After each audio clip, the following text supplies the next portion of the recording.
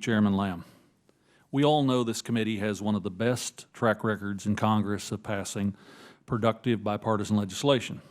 So I have to say I'm a little surprised and disappointed that we've been unable to reach a consensus on reauthorizing ARPA-E in a truly bipartisan way, especially given that Republicans have proposed a bill that not only includes similar program reforms, but also authorizes a responsible spending increase.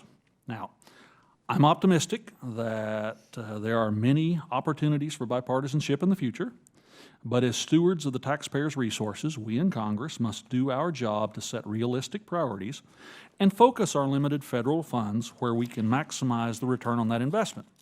Unfortunately, the bills we're considering today don't meet that standard.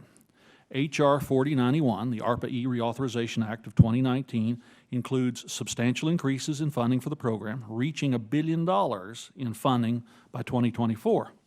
If enacted, this bill would authorize, I won't use the word shocking, I'll just say an amazing 173% increase in spending.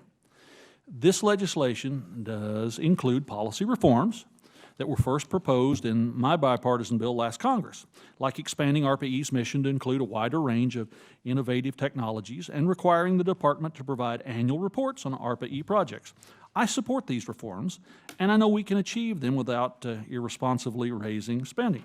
Now, I have spent a number of years working with Chairwoman Johnson and my friends across the aisle to support ARPA-E, and I have worked hard in this Congress to bring my Republican colleagues to the table. And I'm proud of how far we've all come on this issue. I believe there is a real opportunity to find common ground.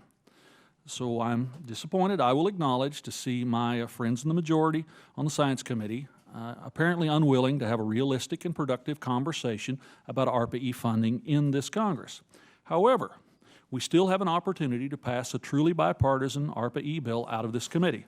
My bill, H.R. 3915, the ARPA-E Reauthorization Reform Act of 2019, includes the key policy reforms included in this legislation and includes a realistic funding profile for the program, authorizing over $130 million increase in funding over 5 years, reaching $500 million by 2024.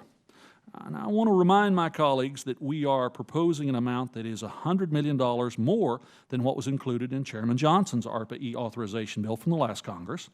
We're making an effort to find consensus. I can't support the bill we're considering today, but as someone who is committed to reauthorizing ARPA-E, I hope that before we consider legislation in the full committee, we can agree on a compromise approach that will actually have a chance of becoming law. With that, I would remind all my colleagues, I've been a member of the legislative process long enough. I understand and respect the fact that the majority has the right and the responsibility to govern.